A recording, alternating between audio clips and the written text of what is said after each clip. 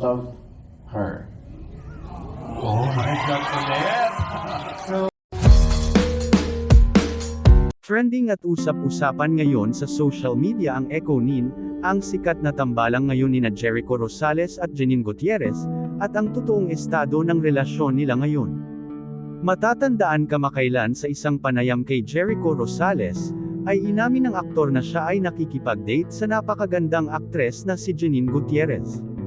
Nagsimulang umusbong ang kanilang pag-iibigan habang magkasama sila sa isang proyekto, hanggang sa ma-develop na lang ang mga ito sa isa't isa. Dahil halos pareho sila ng mga hilig at talagang magkasundo sila. Makikita mo talaga ang chemistry at kilig habang magkasama ang mga ito.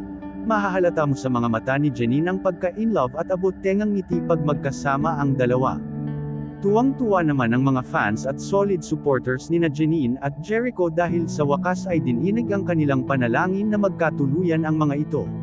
Madami ang natuwa at kinilig nang mabalitaan nila na opisyal na ang relasyon ni Janine Gutierrez at Jericho Rosales. Madami din ang nag-abot ng pagbati sa dalawa kabilang na ang mga kaanak at malalapit na kaibigan nila sa industriya.